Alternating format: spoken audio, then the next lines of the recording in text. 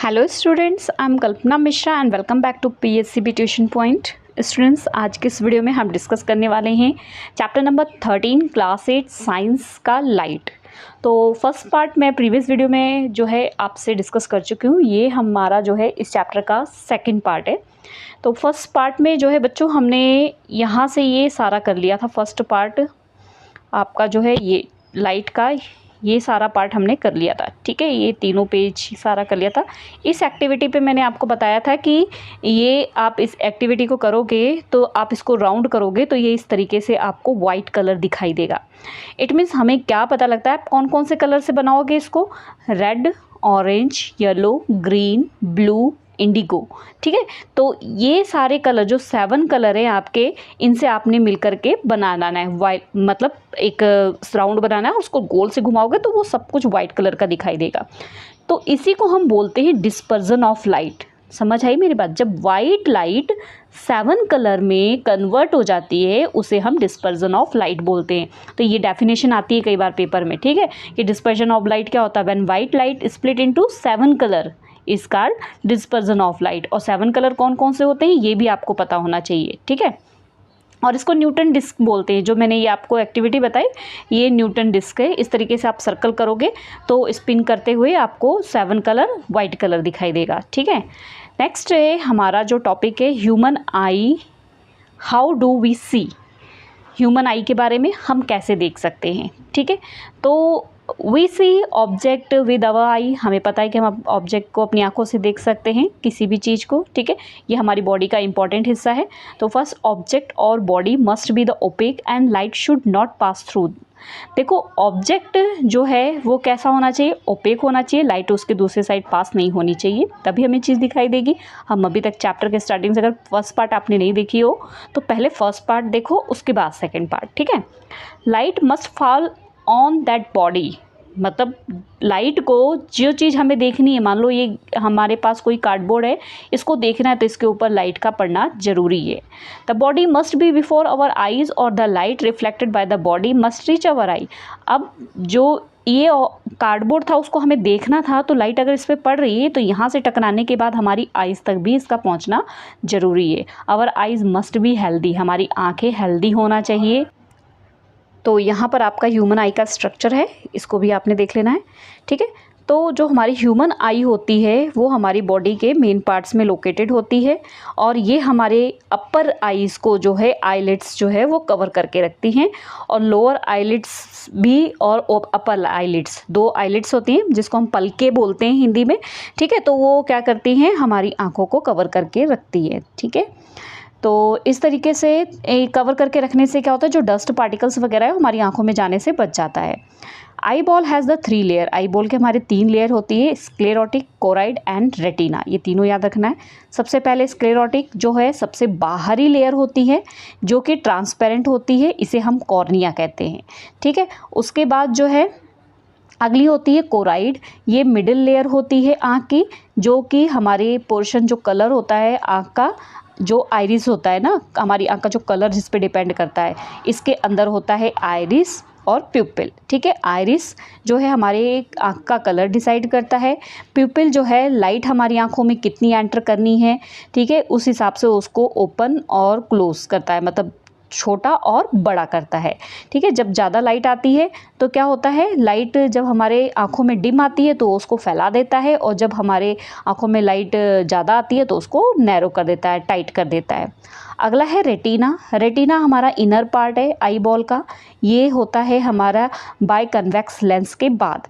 ये लेंस को एक मसल्स पकड़े होती है जिसे सीलियरी मसल्स कहते हैं, और ये हमारी आँख के फोकल लेंथ को एडजस्ट करती है ताकि लेंस जो हमारा इमेज है वो रेटिना पर बने। आई लेंस की लाइट जो है वो कौन सेंस करता है, रोड सेल और कोन सेल करती है, ठीक है। और बाद में एक स्पॉट होता है जिसको येलो स्पॉट कहते हैं। अभी ये चीज़ नहीं समझ आ रही ना, अभी मैं आपको डायग्राम के थ्रू समझाती हूँ, पहले थ्योरी समझ लो। कोड एंड रोड सेल जो होती है वो रिस्पॉन्सिबल होती है लाइट के और कलर के, ठीक है। तो कोन सेल जो है वो विजन, ब्राइट लाइट की एंड कलर विजन की होती है, मतलब कोन कलर की पहचान करती है, ठीक है। इसी तरीके से आँख में हमारे एक फ्लूइड होता है जिसे हम क्या बोलते हैं, एक्वस ह्यूमर बोलते हैं। ये एक्वस ह्यूमर क्या करते, एक्वस ह्यूमर हमारे लेंस के पीछे होता है, ठीक है। और उसके बाद ऑप्टिक नर्व होती है। ऑप्टिक नर्व का काम क्या होता है, रेटिना पर जो इमेज बन रही है उसको ब्रेन तक भेजने का वो जंक्शन होता है, ताकि वो सेंसरी सेल होती हैं और वहाँ पर वो लेके जाती हैं ब्रेन तक। कुछ हमारी आईज़ में सेंसरी सेल होती हैं जहाँ पर नॉन सेंसरी, जहाँ पे सेंसरी सेल होती ही नहीं है, ठीक है, उस जगह को हम ब्लाइंड स्पॉट कहते हैं। अब देखो यहाँ पर मैं डायग्राम में आपको अच्छे से बता देती हूँ, ठीक है। तो यहाँ पे आपको बहुत हाई लेवल के लेबलिंग कर रखी, तो आपको सिंपल चीज़ें पढ़नी है। Retina, sclerotic lens, प्यूपिल, cornea, ciliary muscles और विट्रेस ह्यूमर, ऑप्टिक नर्व, ये सारी चीज़ें पढ़ लेनी है, ठीक है। तो सबसे पहले क्या होता है, हमारी आइज़ में लाइट यहाँ से एंटर करती है। उसके बाद हमारे प्यूपिल क्या करती है, लाइट ज़्यादा है कि कम है उसको कंट्रोल करती है। उसके पहले हमारी जो कॉर्निया होता है वो क्या करता है, बाहर की डस्ट वगैरह जाने से हमारी आँखों में, मतलब एक ट्रांसपेरेंट मीडियम होता है जो कि बचाता है, ठीक है। तो अब लाइट कॉर्निया से कहाँ जाती है, आइरिस, जो कि हमारी आँखों का कलर डिसाइड करता है। यहाँ पर देखो ये आइरिस जो है हमारी आँखों का कलर डिसाइड करता है। प्यूपिल से लाइट जो है अंदर को जाती है। ये लेंस है, लेंस को ये एक मसल्स पकड़ी हुई हैं जिनको हम क्या कहते हैं, सीलियरी मसल्स। अब ये सीलियरी मसल्स क्या करती हैं, लेंस को दबाना या फिर चौड़ा करने का काम करती है, ताकि ये जो लाइट यहाँ से जा रही है वो प्रॉपर जा सके। अब यहाँ पर एक लिक्विड भरा होता है जिसको हम विट्रस ह्यूमर कहते हैं। विट्रस चैम्बर है जिसके अंदर लिक्विड भरा होता है, जिसको विट्रस ह्यूमर बोलते हैं। अब यहाँ से जो लाइट गई है वो कहाँ जाती है, रेटिना पर जाती है। यहाँ पर जो रेटिना है यहाँ पर जाएगी, रेटिना पर जाकर टकराएगी और फिर उसकी इमेज बनती है। यहाँ पर रेटिना पर जब इमेज बनेगी, यहाँ पे लाइट जहाँ पे टकराएगी उसकी इमेज कहाँ बनेगी, रेटिना पर। और ये रेटिना पर जो इमेज बन रही है, इसको यहाँ पर ऑप्टिक नर्व होती हैं जो कि कहाँ तक लेके जाती हैं, ब्रेन तक ये मैसेज लेके जाती हैं कि हम क्या देख रहे हैं, ठीक है। और यहाँ पे कुछ जगह जो है ये नर्व सेल नहीं होती हैं, तो इसको हम ब्लाइंड स्पॉट बोलते हैं, ठीक है। क्लियर हो गई ना सारी चीज़ें, ठीक है। तो एक बार और देख लेना, आपको क्लियर हो जाएगी। यहाँ पर देखो पूरा दिया हुआ है किस तरीके से आपकी लाइट यहाँ देखो एंटर हो रही है, रेटिना पे इमेज बन के नर्व सिस्टम लेके जाती है और नर्व सिस्टम हमारे ब्रेन तक लेके जाती है, जहाँ से हमें सारी चीज़ें क्लियर हो जाती है, ठीक है। नेक्स्ट देखो, आई डोनेशन के लिए यहाँ पे कुछ दिया हुआ है कि मिलियंस ऑफ ब्लाइंड पीपल हैं जो ब्यूटीफुल वर्ड को हमारे देख नहीं पा रहे हैं। तो सी बाय द कॉर्निया ट्रांसप्लांट, तो वहाँ पे जो ट्रांसप्लांट का एक बार कहते हैं आँख का कौन सा हिस्सा ट्रांसप्लांट करते हैं, वो कॉर्निया होता है।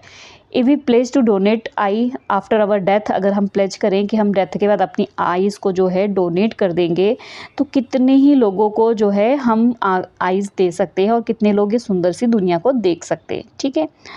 तो only cornea not the whole eyeball is transplanted during eye donation. जब आई डोनेशन होता है ये नहीं कि सिर्फ वो कॉर्निया लेके जाते हैं, पूरी आई को ही लेके जाते हैं, ठीक है। Let all of us make I donate a moment. Next देखते हैं, केयर ऑफ आइज़। आइज़ की केयर कैसे करनी है। अब आँख को संभालना भी तो है ना, ये हमारा सेंस ऑर्गन होता है और बहुत ब्यूटीफुल जो कलरफुल चीज़ें देखने में हमारी मदद करता है, इसको संभालना भी है। तो सबसे पहले तो ना तो ज़्यादा लाइट में सन की तरफ देखना है, ठीक है, जैसे कि वेल्डिंग वगैरह होती है सन की लाइट, और इसको स्पेक्स लगा के देखना है। ज़्यादा रोशनी से फिर हमारी आँखें ख़राब हो जाएगी, ठीक है। Use solar filter for the looking at the sun. Sun की तरफ देखने के लिए सोलर फिल्टर का यूज़ करें, सोलर एक्लिप्स और वॉचिंग सन, मतलब ग्रहण वगैरह जब आप देखते हैं ना तो उसको भी नहीं डायरेक्ट देखना चाहिए। Avoid reading in dim light, जब कम लाइट हो तो उस टाइम पढ़ना भी नहीं चाहिए, ठीक है। Be careful working in yard, home और playing in the playground. अपनी आँखों का ध्यान रखना चाहिए जब भी हम कोई काम कर रहे हों या फिर ग्राउंड में खेल रहे हों। अपनी आँखों को जो है कम या ब्राइट लाइट में नहीं, जैसे आप अंधेरे में हो एकदम से उजाले कमरे में नहीं जाना चाहिए। Wash your eyes with cold water, आँखों को ठंडे पानी से धोते रहो, ठीक है। गोइंग टू स्मोकी एरिया, अगर आप जहाँ स्मोक वगैरह है वहाँ जाने से अपने आप को रोको, क्योंकि वो आँखों के लिए हमारे नुकसानदायक है। जब आप रीडिंग कर रहे हो तो अपनी बुक को कम से कम 25 सेंटीमीटर दूर रखो, एटलीस्ट 25 सेंटीमीटर आपकी आइज़ के लिए हेल्दी होते हैं, ठीक है। तो यहाँ से भी ये क्वेश्चन बन जाता है। नेक्स्ट है परसिस्टेंस ऑफ विज़न। देखो हमारे जो ब्रेन है visually impression of the object seen from the about 1/30 second even if the object is remove. अगर ऑब्जेक्ट वहाँ से चला जाता है तो 1/30 सेकेंड तक हमारे दिमाग में वो इमेज बनी रहती है। ठीक है, कई बार सोचो एक चीज़ देखते हो और अगर आप वहाँ से आंखें हटा देते हो तो फिर वो चीज़ तब भी वो आपके दिमाग में वो इमेज बनी रहती है। ठीक है, तो इसी को बोलते हैं परसिस्टेंस ऑफ विज़न। ठीक है, तो in moving picture it is the persistence of vision which help to the seen object moving when the next image come. तो यही मदद करती है कि नेक्स्ट इमेज जब हम देखते हैं तब तक वो हमारे दिमाग में बने रहने में। ठीक है, तो ये मतलब हम एक चीज़ देख रहे हैं, दूसरी चीज़ जब तक देखेंगे नहीं तब तक उस चीज़ की इमेज हमारे दिमाग में बनी रहती है। कितने टाइम तक? 1/30। ठीक है, उसके बाद ये आगे एक्टिविटी दे रखी है यहाँ पर, ये देखो कि आपने क्या करना है, रेक्टेंगुलर कार्डबोर्ड ले लेना, उसको कवर कर देना है साइड वाइट पेपर से, उसको ड्रॉ कर देना वहाँ पे एक parrot one side and draw the parrot cage. और एक में आपने पैरट का जो है पिंजरा बना लेना है, उसके बाद हैंग कर देना, उसको रोटेट करना है। ठीक है, एक हुक में लगा देना है। अब रोटेट करेंगे तो देखो किस तरीके से ये डायग्राम दिया हुआ है ना, इस तरीके से यहाँ पर। तो जब आप एक साइड ये लगाओगे एक साइड ये, और उसके बाद जब उसको रोटेट करोगे ना तो ये पैरट का विज़न आपकी आँखों में रहेगा, तब तक आपका ये पिंजरा आ जाएगा और आपको ऐसा लगेगा जब वो उसको गोल गोल घूमेगा तो आपको ऐसा लगेगा ये जो पैरट है वो ये इस पिंजरे के इस केज के अंदर है। तो इस तरीके की जो है आपको जो है इमेज समझ आएगी। ठीक है, समझ आ गई ना मेरी बात परसिस्टेंस ऑफ विजन की? मतलब इमेज थोड़ी देर तक अपनी आँखों में आपकी आँखों में जो है बनी रहती है। ठीक है, चलिए आगे देखते हैं। आइज़ ऑफ इंसेक्ट्स की आइज़, लाइक मॉस्किटो है, house fly, butterfly, cockroach, compound eyes, इनकी भी आँखें होती हैं। They have more the 100 lens, इनके पास बहुत सारे, हमारी आइज़ में एक लेंस होते हैं, इनके पास बहुत सारे लेंस होते हैं।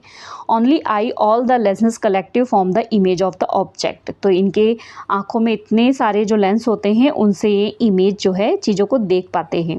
ठीक है, यहाँ पर ये देखो दिया हुआ है इंसेक्ट विद कंपाउंड आई, मतलब बहुत सारे इनके, कंपाउंड आई का मतलब क्या होता है, जैसे हमारी एक लेंस होती है ना, इनके पास बहुत सारे लेंस होते, तभी तो ये छोटे से होते और इतना कुछ देख पाते हैं, है ना। आगे रोटेटिंग आई ऑफ द चैमेलियन, तो यहाँ पर देखो आपने देखा होगा ना, क्या बोलते हैं इसको हिंदी में, गिरगिट, है ना, गिरगिट। तो एक तरीके से लिजर्ड की टाइप ही होती है, जैसे छिपकली होती है ना उस टाइप की ही होती है। तो ये क्या करता है, one I can look forward and I can look backward, एक आंख से आगे देख लेता है और एक आंख से पीछे देख लेता है, मतलब अपनी आंखों को रोटेट कर लेता है। तो ये लगभग 360 डिग्री पर अपनी आंखों को, 360 डिग्री मीन्स गोल गोल पूरी घुमा लेता है, आगे पीछे सारा कुछ देख लेता है। ठीक है, तो ये चीज़ आपको पता होना चाहिए, क्वेश्चन पूछ सकते हैं। उसके बाद नॉक्टर्नल एनिमल्स, तो ये क्या होते हैं, देखो यहाँ पर जैसे कि एनिमल होते हैं टाइगर वगैरह। ठीक है, many animal obscene even at night, मतलब को बहुत सारे एनिमल होते हैं रात हो जाते हैं ना तब भी उनको दिखाई देता है, क्योंकि उनकी आइज़ में स्पेशल टाइप के टिश्यूज़ होते हैं, स्पेशल टाइप के टिश्यूज़ होने की वजह से वो क्या करते हैं, रात को चीज़ें देख पाते हैं।